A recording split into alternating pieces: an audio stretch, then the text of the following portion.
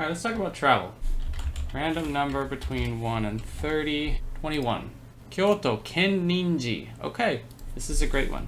I wanted to show you this one. This is a temple in Kyoto. And if you look at it on the outside, right, it looks pretty traditional. Sorry, I gotta move the spinner wheel. It's got a lot of different individual rooms with these sliding doors, and there's a central garden, and you can look at it from all these different angles. It's so pretty. It was very like Instagrammable. You've got this garden in the middle. You can see it from all these different sides. You've got clear glass sliding panels. You've got paper sliding shojis. You've got these murals on the walls.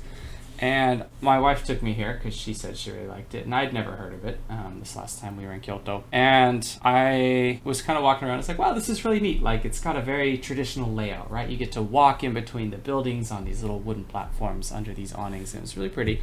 And then she takes me to this one room, and there's just like a big, I think daibutsu might be the correct word, a big thing dedicated to Buddhism, the religion for which these temples are. And I was like, okay, this is kind of cool. And then she's like, hey, Adam, look up. You look up and there's this huge dragon mural on the ceiling. I was just like, whoa, what the heck?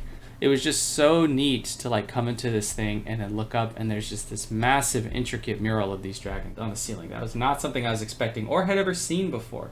Kennin-ji also have the wind god and the thunder god. I couldn't tell you which one's which. Maybe these twin dragons represent them as well. But if you're familiar with Pokemon, like this is part of the inspiration of forces of nature. These gods were the inspiration for these Pokemon. You can clearly see it, how they're powerful. They have clouds and some of these ribbons and things like that. So that was really unique. I'm pretty sure all of the plaques with the historic info was in English as well. Plenty to learn. There's a lot to see in Kennin-ji. There is an admission fee. It's a few hundred yen. But this is one I would 100% visit again. I would put it in like top 5 places to go in Kyoto, honestly. Traditional places, you know, people have their different preferences, right? If you're looking for traditional Japanese temples and you're gonna go visit a bunch of them, I would put this on the list just because it's so beautiful. It's so just traditional. You know, you've got these wonderful gardens that you can look at and take some great pictures. But then you have this really cool, unique part of culture that's just like these intricate drawings that you don't see anywhere else. So,